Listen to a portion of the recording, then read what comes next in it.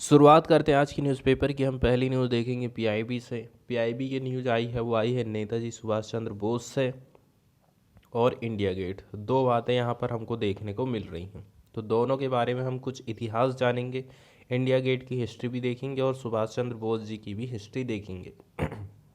तो बताया जा रहा है नेताजी सुभाष चंद्र बोस की 125वीं जयंती का साल भर चलने वाला उत्सव मनाने के लिए इंडिया गेट पर हम नेताजी की एक मूर्ति लगाएंगे और काफ़ी भव्य होगी, ऐसा बोला जा रहा है नरेंद्र मोदी के द्वारा।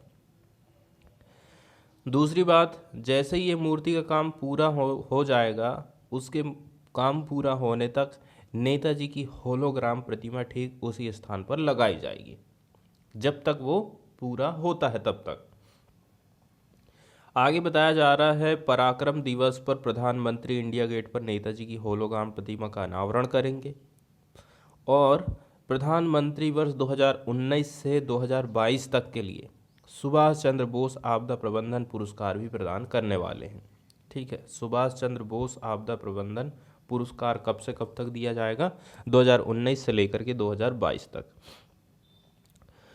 तो यही बात यहाँ पर बताई जा रही है कि 125वीं जयंती मनाने के लिए और हम साल भर इसको मनाते रहें, इसके लिए सरकार क्या काम कर रही है? नेताजी सुभाष चंद्र बोस की एक मूर्ति बनाने का काम कर रही है। काय से बनाएंगे? तो ग्रेनाइट से बनी ये प्रतिमा हमारे स्वतंत्रता संग्राम में नेताजी के अपार योगदान को ध्यान में रखते हुए, ठीक, बहुत बड़ी श्रद्धांजलि होगी ये। इसके अलावा बात वही हो जाती है, ठीक है, होलोग्राम प्रतिमा के बारे में। अब जो होलोग्राम प्रतिमा होगी, इसको बताया जा रहा है 30,000 लूमेन 4K प्रोजेक्टर द्वारा संचालित किया जाएगा। एक आदर्श से हाई गेन 90% पारदर्शी होलोग्राफिक स्क्रीन इस तरह से लगाई गई है कि आगंतुकों को नज़र नहीं आ रही। होलोग्राम का सही सटीक प्रभाव उत्पन्न करने के लिए उस पर नेताजी की 3D तस्वीर लगाई जाएगी। होलोग्राम प्रतिमा 28 फुट ऊंची और 6 फीट चौड़ी है। तो दोनों चीज़ें यहाँ पर देखने को हमको मिलेंगी, एक होलोग्राम वाली प्रतिमा और दूसरी ओरिजिनल वाली मूर्ति। इसके अलावा 2019, 20, 21 और 22 के लिए सुभाष चंद्र बोस आपदा प्रबंधन पुरस्कार भी दिया जाएगा। और बताया जा रहा है टोटल कुल मिलाकर के 7 पुरस्कार इसमें प्रदान किए जाएंगे। ये पॉइंट हमको ध्यान में रखना। आगे बताया जा रहा है कि केंद्र सरकार ने आपदा के क्षेत्र में, डिजास्टर मैनेजमेंट के क्षेत्र में भारत में विभिन्न लोगों और संगठनों द्वारा प्रदान किए गए जो योगदान है, निस्वार्थ सेवा, उनकी सराहना करने, उनको सम्मान देने के लिए हर साल सुभाष चंद्र बोस आपदा प्रबंधन पुरस्कार की शुरुआत करी है। और इसमें बताया जा रहा है कि हर साल 23 जनवरी को, ये पॉइंट को आप अंडरलाइन कर लीजिए कि 23 जनवरी को इस पुरस्कार की घोषणा की जाती है। इस पुरस्कार के तहत, ठीक है, उसको 51 लाख रुपए मिलने वाले हैं, ठीक है, और किसी व्यक्ति के मामले में उसको 5 लाख रुपए मिलेगा। मतलब कि कोई संस्था है, संगठन है, उसको 51 लाख मिलेगा और यदि कोई पार्टिकुलर व्यक्ति है तो उसको 5 लाख रुपए मिलेगा। आगे बताया जा रहा है कि कई कदम उठाए जिनमें ये घोषणा भी है कि हर साल उनकी जयंती पराक्रम दिवस के रूप में मनाई जाएगी। तो नेताजी सुभाष चंद्र बोस की जो जयंती है उसको ही हम पराक्रम दिवस के रूप में मनाते हैं, ठीक है। इसी उत्कृष्ट भावना को ध्यान में रखते हुए गणतंत्र दिवस समारोह की शुरुआत के एक दिन पहले, मतलब कि 23 जनवरी से होने वाली है। नेताजी सुभाष चंद्र बोस के बारे में कुछ बेसिक जानकारी हम देख लेते हैं ताकि हमारा जो हिस्ट्री वाला हिस्सा है ना वो कुछ कवर हो जाएगा। जीवन काल के बारे में बात करें तो इनका जन्म हुआ था 23 जनवरी 1897 को उड़ीसा के कटक शहर में। इनकी माता का नाम था प्रभावती दत्त बोस और पिता का नाम था जानकीनाथ बोस। शुरुआती स्कूली शिक्षा के बाद उन्होंने रेवेंसा कॉलेजिएट स्कूल, इन्होंने यहाँ पर दाखिला लिया। इसके बाद प्रेसिडेंसी कॉलेज कलकत्ता में प्रवेश लिया, लेकिन उनकी उग्र राष्ट्रवादी गतिविधियों के कारण उनको वहाँ से हटा दिया गया, निष्कासित कर दिया गया। इसके बाद वे इंजीनियरिंग की पढ़ाई करने के लिए कैम्ब्रिज यूनिवर्सिटी चले गए। आगे बताया जा रहा है 1919 में बोस भारतीय सिविल सेवा परीक्षा की तैयारी करने के लिए लंदन चले गए और वहाँ उनका सिलेक्शन भी हो गया था। हालांकि बोस ने सिविल सेवा से फिर रिजाइन दे दिया, त्यागपत्र दे दिया, क्योंकि वो अंग्रेज़ों के लिए काम नहीं कर सकते। ठीक है, अंग्रेज़ों के साथ वो काम करना नहीं चाहते थे। सुभाष चंद्र बोस विवेकानंद की शिक्षाओं से बहुत प्रभावित थे और उन्हें अपना आध्यात्मिक गुरु मानते थे, जबकि चित्तरंजन दास उनके राजनीतिक गुरु थे। बताया जा रहा 1921 में बोस ने चित्तरंजन दास की स्वराज पार्टी द्वारा प्रकाशित समाचार पत्र फॉरवर्ड के संपादन का काम संभाला था। 1923 में बोस को अखिल भारतीय युवा कांग्रेस का अध्यक्ष और साथ ही बंगाल राज्य कांग्रेस का सचिव भी बनाया गया। 1925 में क्रांतिकारी आंदोलनों से संबंधित होने के कारण उनको मांडले जेल में भेज दिया गया, जहां वो तपेदिक की बीमारी से ग्रसित हो गए थे। ठीक है, इसके बाद बताया जा रहा है 1930 के दशक के मध्य में बोस ने यूरोप की यात्रा करी।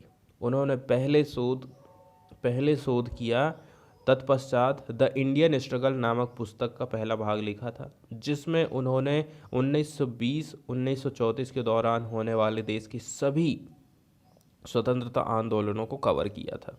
ठीक है, तो यदि कभी आपको ये पुस्तक पढ़ने को मिल जाए, द इंडियन स्ट्रगल, तो इसको आप ज़रूर पढ़िए, बहुत बढ़िया लगेगी। आगे फिर बताया जा रहा है यहाँ पर बोस ने 1938 में हरिपुरा में भारतीय राष्ट्रीय कांग्रेस के अध्यक्ष का निर्वाचित होने के बाद राष्ट्रीय योजना आयोग का गठन किया था। ये नीति गांधीवादी विचारों के अनुकूल नहीं थे। 1939 त्रिपुरी में फिर से ये अध्यक्ष चुने गए, लेकिन उन्होंने उस अध्यक्ष पद से त्यागपत्र दे दिया और कांग्रेस के भीतर एक गुट बनाया, ऑल इंडिया फॉरवर्ड ब्लॉक, जिसका उद्देश्य था राजनीतिक वाम को मजबूत करना। 18 अगस्त 1945 को जापान शासित फार्मोसा में एक विमान दुर्घटना हो गई। इसी के चलते चलते इनकी डेथ हो जाती है। यदि हमें लिखने के लिए ये आ जाए कि स्वतंत्रता संग्राम में नेताजी सुभाष चंद्र बोस का क्या योगदान रहा, तो कुछ फैक्ट है जो यहाँ आप लिख सकते हो। CR दास के साथ इनके संबंध रहे, मतलब चित्तरंजन दास के साथ राजनीतिक गतिविधि में ये संलग्न रहते थे, उनके साथ जेल भी गए। जब CR दास को कलकत्ता कोऑपरेशन का मेयर चुना गया तो उन्होंने बोस को मुख्य कार्यकारी नामित करा था। उन्हें 1924 में उनकी राजनीतिक गतिविधियों के लिए गिरफ्तार भी किया गया। ट्रेड यूनियन आंदोलन, ठीक है, इनने क्या काम करा, युवाओं को इकट्ठा किया, ट्रेड यूनियन आंदोलन को बढ़ावा दिया। 1930 में उन्हें कलकत्ता का मेयर भी चुना गया। उसी साल उनको all India trade union Congress AITUC का अध्यक्ष भी चुना गया। आगे बताया जा रहा है कांग्रेस के साथ संबंध कैसे रहे, तो बिना शर्त के स्वराज, मतलब कि आज़ादी, स्वतंत्रता का समर्थन किया और मोतीलाल नेहरू रिपोर्ट का विरोध किया, जिसमें भारत के लिए डोमिनियन के दर्जे की बात कही गई थी। इसके अलावा जैसे कि इन्होंने सविनय अवज्ञा आंदोलन में भाग लिया। ठीक है, भारतीय राष्ट्रीय सेना, बोस ने पेशावर और अफगानिस्तान के रास्ते बर्लिन भागने का प्रबंध करा। वहां जापान से बर्मा पहुंचे, वहां भारतीय राष्ट्रीय सेना को संगठित किया ताकि जापान की मदद से भारत को वो आज़ाद करा सके। उन्होंने जय हिंद और दिल्ली चलो जैसे प्रसिद्ध नारे दिए थे। अपने सपनों को साकार करने से पहले एक विमान दुर्घटना में उनकी मृत्यु हो गई थी। इसके बाद हम सीधे चलेंगे द हिंदू की तरफ और देखेंगे पहली न्यूज़ IT एक्ट 2021 से रिलेटेड है। ठीक है, सुपर सेशन तो सुपर सेशन का मतलब क्या होता है, रिप्लेस करना। तो यहाँ पर एक सुपर सेशन वर्ड आया, इसलिए हम सुपर सेशन का मीनिंग देखे हैं। न्यू IT एक्ट 2021 की बात करें, इंफॉर्मेशन टेक्नोलॉजी रूल्स 2021, और पूरा देखोगे तो क्या क्या आ जाएगा, intermediary guideline and digital media ethics code. ये नियम कानून सरकार ने क्यों लेके आई, ताकि वो सोशल मीडिया और over the top OTT platform को कंट्रोल कर सके, उनके साथ डील कर सके। आगे बताया जा रहा है ये जो रूल है ना, ये क्यों फ्रेम किए गए, ये फ्रेम किए गए हैं, इनको पावर कहाँ से मिलती है, सेक्शन 87(2) इंफॉर्मेशन टेक्नोलॉजी एक्ट 2000 के माध्यम से। और जो आईटी रूल था, information technology intermediate guideline rule 2011, उसको इनने रिप्लेस कर दिया है। सोशल मीडिया की आप बात करोगे तो identify first originator of content that authorities consider anti national. यदि अथॉरिटी को कहीं लग रहा है कि वो जो कंटेंट है एंटी नेशनल है, हमारे देश के हित में नहीं, हमारे देश को ख़त्म करने की बात कर रहा है या फिर कुछ और गड़बड़ फैलाने की बात कर रहा है, तो उस मैसेज का फर्स्ट ओरिजिनेटर आप बताइए। सबसे बड़ा विरोध यहीं पर हो रहा था प्राइवेसी को लेकर के, ठीक है। दूसरी बात, इसके अलावा ग्रीवांस ऑफिसर को आपको नियुक्त करना पड़ेगा, ताकि जो भी कंप्लेंट कोई व्यक्ति करता है तो 15 दिन के भीतर में उनका सॉल्यूशन हो जाए, ठीक है। मान के चलिए गूगल कंपनी है, ठीक है। अब गूगल में एक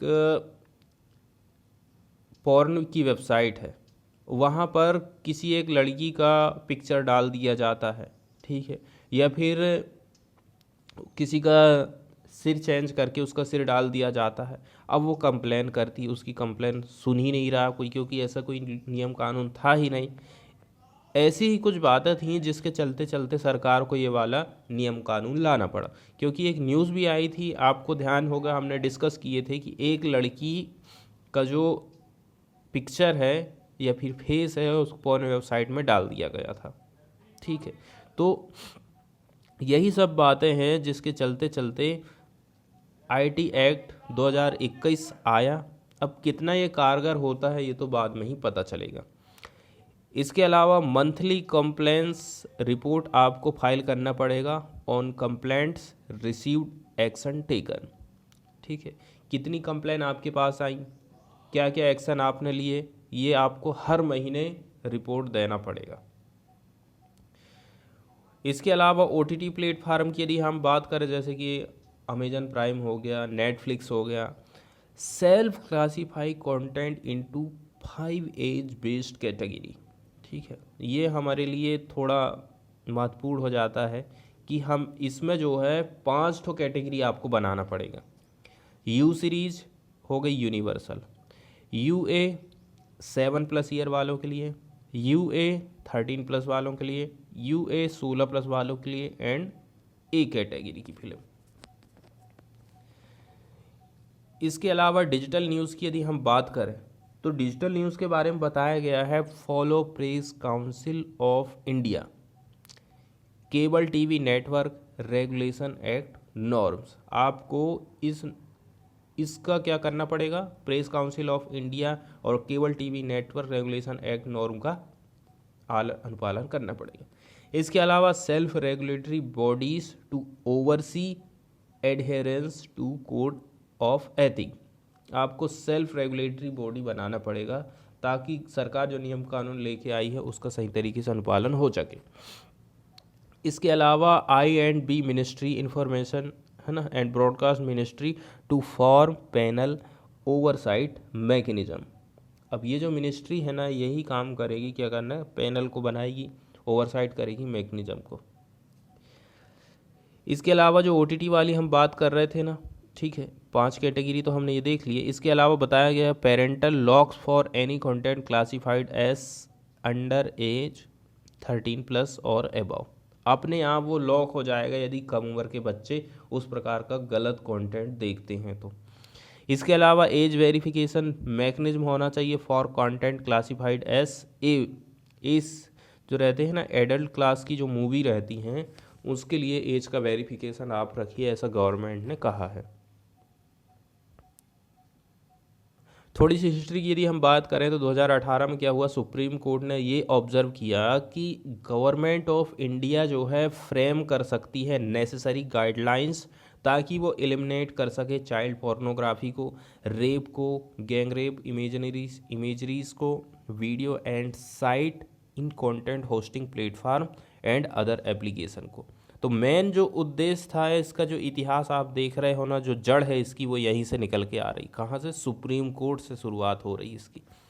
सुप्रीम कोर्ट को ये लगा कि सरकार कुछ नियम कानून बना सकती है कि ये जो वेबसाइट में चाइल्ड पोर्नोग्राफी दिखाया जाता है, रेप, गैंग रेप की इमेज दिखाई जाती है, वीडियो दिखाए जाते हैं, साइट बनाई गई हैं, इन सब के लिए सरकार को कुछ नियम कानून बनाना चाहिए।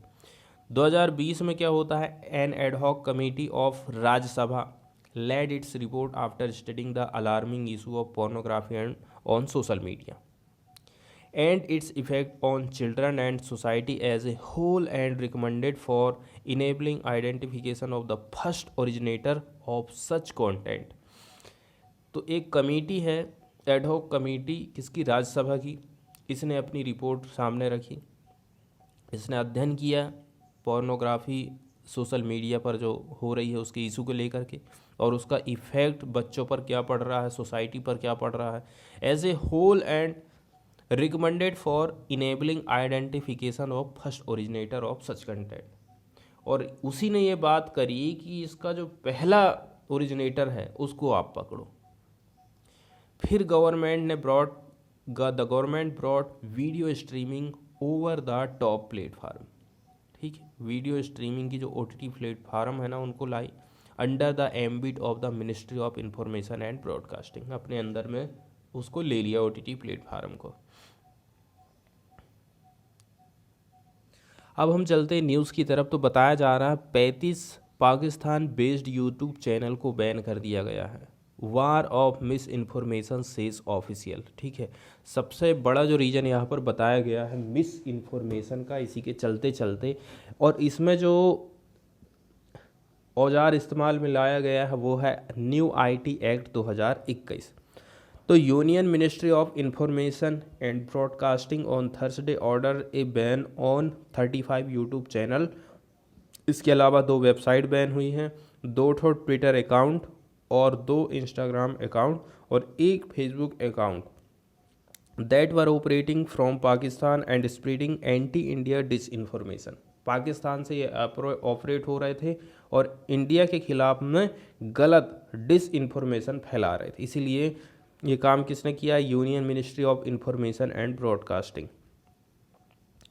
तो ये जो सेक्रेटरी हैं इस मिनिस्ट्री के, अपूर्वा चंद्र, ठीक है, said the order was issued on Thursday using emergency power under the information technology IT act 2021, जिसको हम intermediary guideline and digital media ethics code कहते हैं। तो मिस्टर चंद्रा का कहना है द इंटरमीडियरीज इंक्लूडिंग, क्या किया जाता है इंटरमीडियरी में? YouTube were in the process of blocking the channel. ये भी क्या है? चैनल को ब्लॉक करने में है। Something which take around 24 hour, 24 घंटा तो इसमें लग ही जाएगा। War of misinformation against the country, ये देखने को मिला, चंद्रा का ऐसा कहना है। ठीक है, आफ्टर 20 वर ब्लॉक्ड इन दिसंबर 2021, कुछ तो 2021 में भी ब्लॉक किए गए थे। He said the content was against the sovereignty of the country, India की जो संप्रभुता है ना उसके खिलाफ में इनका कंटेंट था। This channel had a total subscriber base of 1.2 crore and 130 view. अब सोच सकते इतने सारे उसके सब्सक्राइबर थे। इसके बाद एक छोटी सी न्यूज़, काफ़ी बड़ी है वैसे तो। Amar Jawan Jyoti now merge with war memorial flame. जो अमर जवान ज्योति है उसको बताया जा रहा है अब मर्ज कर दिया जाएगा विथ वार मेमोरियल फ्लेम के माध्यम से, गवर्नमेंट का ऐसा कहना। लेकिन कुछ लोग अपोज भी कर रहे हैं removal of tribute to 1971 Bangladesh war का। The iconic Amar Jawan Jyoti which was inaugurated after 1971 liberation war of Bangladesh by former prime minister Indira Gandhi was removed on Friday, even as Prime Minister Narendra Modi announced the construction of the statue of Subhash Chandra Bose, restructuring the symbolism around the India Gate। आगे ये NWM flame की बात यहाँ पर करी जाती है। तो जो NWM फ्लेम जिससे वो वहाँ पर जला रहे हैं उसको बताया जा रहा है, पिक्चर भी आप देख सकते हैं यहाँ पर, ठीक है, ये यहाँ पर आप देख सकते हैं, ये अमर जवान ज्योति 1971 में जो लोग शहीद हुए थे ना, उनकी याद में ये जगह बनाई गई थी। तो यहीं पर इसी को लेकर के कुछ बात यहाँ पर बताई जा रही है। तो नेशनल वार मेमोरियल NWM, जो बार बार यूज़ आ रहा है यहाँ पर, तो NWM इसको इनाग्रेटेड किया गया था फरवरी 2019 में। इसकी लोकेशन है C hexagon near India Gate. इसको बिल्ड किया गया था in memory of soldiers who laid down their lives for country in the post independence period. Names of over 26,000 soldiers are inscripted on it. ठीक, 26,000 से भी ज़्यादा soldier सैनिकों के नाम यहाँ इस अमर जवान ज्योति में खुदे हुए हैं। इसकी भी कुछ हिस्ट्री देख लेते हैं हमें, तो कुछ बातें क्लियर हो जाएंगी। पाकिस्तान पर 1971 के युद्ध की जीत और बांग्लादेश आज़ाद हो गया। इसके बाद इंदिरा गांधी ने जो लोग शहीद हुए थे उनकी याद में 1972 के गणतंत्र दिवस पर इंडिया गेट में अमर जवान ज्योति को जलाया था, प्रज्वलित किया था। इंडिया गेट कब बना? तो इंडिया गेट बना 1931 में। ब्रिटिश भारत की ओर से जो लोग लड़े थे, लगभग 90,000 भारतीय सैनिकों की याद में 1931 में इसको बनाया गया इंडिया गेट को। तो पिछले 50 साल से जल रही अमर जवान ज्योति का विलय केंद्र सरकार ने शुक्रवार को राष्ट्रीय समर स्मारक ज्योति में कर दिया है। ठीक है, विपक्ष इस कदम की आलोचना कर रहा है, तो सरकार के अपने तर्क हैं। ठीक है, अब ये जो अमर जवान ज्योति है ये बनी बांग्लादेश की आज़ादी के उपलक्ष्य में। आगे बताया जा रहा है ये सैनिक फ्रांस, मेसोपोटामिया, पर्सिया, पूर्वी अफ्रीका, गैलीपोली, अफगानिस्तान, दुनिया के कई अन्य हिस्सों में लड़े थे, जहां यहाँ 13,000 शहीद सैनिकों के नाम का उल्लेख है। कहाँ पर? इंडिया गेट पर।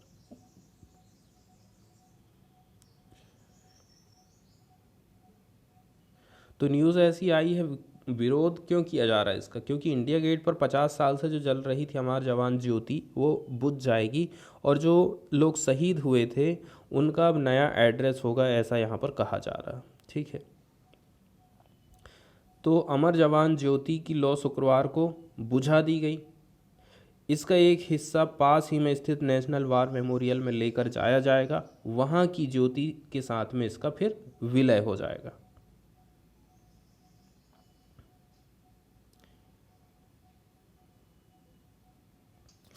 एक और न्यूज़ हम देख लेते हैं, फ्रंट पेज से बताया जा रहा है startup raised a record $24.1 billion in 2021। ठीक है, स्टार्टअप में हमें वृद्धि देखने को मिली कितनी? $24 बिलियन की 2021 में, 2 fold rise from pre Covid level.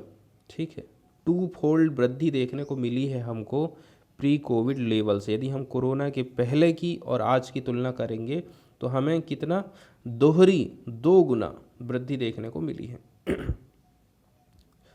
Startup raised a record $24.1 billion in 2021, a 2 fold increase over the corona level according to a new study by NASSCOM and जीनोव।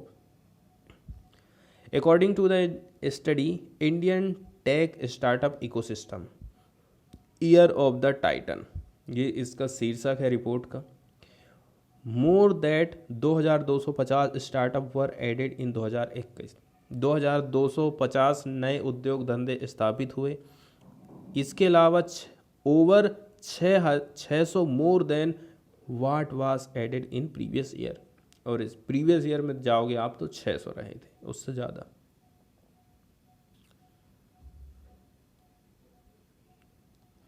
आगे इसमें बात बताई जा रही है FDI inflow from US। It added that while the US remain the leading source of foreign direct investment in startup. सबसे ज़्यादा startup कहाँ से आया है? अमेरिका से आया है, वो आज भी आ गई रहा।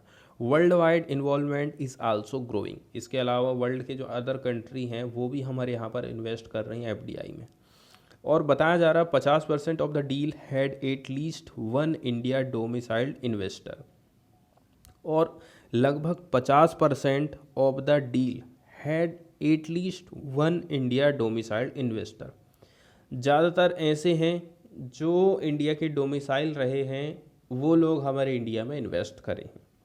It said that more than $6 billion has been raised via public markets with 11 startup IPOs in 2021। एक न्यूज़ आई है सरस्वती नदी से रिलेटेड, इसके बारे में थोड़ा सा इतिहास जानेंगे। वेद और महाभारत में ये कहा गया है कि सरस्वती नदी रेगिस्तान, मतलब कि थार का मरुस्थल, राजस्थान की हम बात कर रहे हैं, यहाँ पर वो सूख गई। यद्यपि हिंदू मत ये मानता है कि सरस्वती नदी का प्रवाह आज भी भूमि के नीचे होता है और ये इलाहाबाद में गंगा और यमुना से जाकर मिल जाती। कुछ इतिहासकारों का मानना है कि दक्षिणी अफगानिस्तान के हेलमंड नदी सरस्वती नदी के समान ही है। रीजन बताए गए हैं सरस्वती नदी के सूख जाने का। सरस्वती के जल का अन्य सहायक नदियों में सतलुज और यमुना में मिल जाना इसके पानी का। दूसरी बात, सिंधु सभ्यता के दौरान सरस्वती एक बड़ी नदी थी जिसे सतलज और यमुना से जल की प्राप्ति होती थी, पर इस क्षेत्र में हुई भूगर्भीय हलचल के कारण सिंधु तंत्र से यमुना अलग हो गई। इसके बाद सरस्वती में जल का प्रवाह हो गया कम। ठीक है, अब पानी की कमी आ गई और ये धीरे धीरे सूखने लगी। नदी में अवसाद ज़्यादा हो जाना, ठीक है, अवसाद ज़्यादा जमा हो जाएगा तो वो उथली होते जाएगी, पानी की मात्रा ऑलरेडी कम होते जाएगी इसमें। इसके अलावा किनारों पर हुआ अत्यधिक अपरदन हुआ होगा जिससे इसके किनारे टूट गए। इस नदी का जल अन्य नदियों में मिल गया, इस प्रकार ये सूख गई। जल का अभाव हो गया था, जबकि नदी को बचाए रखने के लिए वनस्पतियाँ आवश्यक थीं। कुछ और भी बातें हैं, जैसे कि the river originated from Kapal Tirtha in the Himalayas in the west of Kailash, flowed southward to Mansarovar and then turn toward the west. कहाँ से निकली है ये? कपाल तीर्थ हिमालयास में। कहाँ पर? Waste of Kailash. कैलाश के आप पश्चिम की तरफ जाइए, कैलाश पर्वत की। अब किधर फ्लो करती है ये? साउथ की तरफ चले जाती, दक्षिण की तरफ घूमेगी थोड़ा, मानसरोवर में जाएगी और उसके बाद टर्न हो जाएगी वेस्ट की तरफ, पश्चिम की तरफ चले जाती। The river flowed through Haryana, Rajasthan and north Gujarat, 3 राज्यों से होकर ये जाती। It is also flowed through Pakistan before meeting the western sea. Pakistan से होते हुए भी गुजरती है। कहाँ पर? वेस्टर्न सी में मीट होने के पहले। Through the run of Kutch and was approximately 4000 kilometre in length. The river had 2 branches, एक हो गई पश्चिम वाली और एक हो गई पूरब वाली।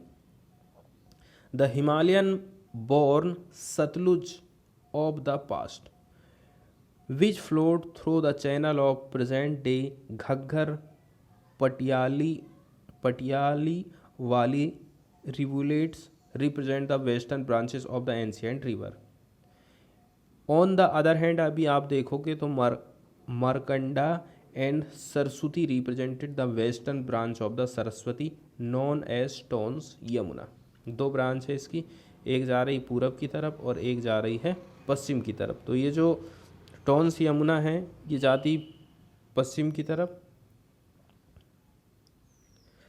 आगे बताया जा रहा था confluence of the branches was near Satrana, 25 kilometre of south Patiala, and suddenly it flows across the जेजर्स and meet gulf of the western sea. News की तरफ हम यदि चलें तो 2 state plan to revive Saraswati river. 2 state तैयार हो गए हैं ताकि सरस्वती नदी जो सूख गई है बोलते हैं उसको हम फिर से जीवित कर सकें। हरियाणा और Himachal Pradesh to construct A dam. तो हरियाणा और हिमाचल प्रदेश एक डैम का निर्माण करने वाले। In an attempt to revive the Saraswati river, the Haryana and Himachal Pradesh government on Friday signed a memorandum of understanding for the construction of a dam in Himachal Pradesh on 77 acre near the Adi Badri area of Haryana's Yamunanagar district. कहाँ पर ये बनेगा ये हमारे लिए important है, आदि Badri area of Haryana's Yamunanagar. ठीक है, तो ये जो MOU साइन किया गया है प्रेजेंस ऑफ हिमाचल प्रदेश के CM जयराम ठाकुर और हरियाणा के काउंटर पार्ट मनोहर लाल खट्टर। कीमत बताई जा रही, पैसा लग जाएगा 215.35 करोड़। तो इससे सरस्वती नदी तो जीवित हो ही जाएगी। इसके अलावा वाटर का कंजर्वेशन हम कम कर पाएंगे। हिमाचल प्रदेश को भी इससे फ़ायदा हो जाएगा। इसका जो 3.92 हेक्टेयर मीटर वाटर है ना per annum would be year mark for the state, ताकि वो ड्रिंकिंग वाटर की सप्लाई हो सके। इसके अलावा 57.96 हेक्टेयर मीटर इरिगेशन के लिए water demand in the project affected habitation, ऐसा उनका कहना है। इसके अलावा टूरिज्म को भी डेवलपमेंट करने का हम काम करेंगे, ऐसा यहाँ पर बताया जा रहा है। Government would be free to develop tourism project as well as any other infrastructure facilities that may be required for the welfare and development of the local people from their own resource without compromising primary objective of project। इसके बाद दो tiger reserve की हम बात करेंगे, एक है बांदीपुर और दूसरा नागरहोल की। बताया जा रहा है इनके जो टाइगर हैं इनकी जनगणना होने वाली है। 2018 के सेंसस में there were 125 tiger in Nagarhole और 72 टाइगर इन द 2014 एक्सरसाइज। ठीक है, 2018 में 125 टाइगर थे नागरहोल में और 2014 में जब हुई थी तो उस टाइम में 72 थे। तो एक प्रकार से हमें बिग जंप देखने को मिला था। But expert believe the tiger number 8 Bandipur and Nagarhole में have reached their optimum level and could have stabilised or shown a marginal increase this year. बताया जा रहा है कि अभी यदि देखा जाए ना तो बहुत ज़्यादा वृद्धि देखने को हमको नहीं मिलेगी, इनकी जो संख्या है उसमें स्टेबलाइजेशन हमको देखने को मिलेगा। अब यहाँ पर एक चीज़ और, जो जनगणना हो रही है इस साल का जो इन्यूमरेशन एक्सरसाइज होगी इसमें शामिल है यूज़ ऑफ MCTRIPES। ठीक है, monitoring system for tigers intensive protection and ecological status, इस ऐप का यहाँ पर उपयोग किया जाएगा।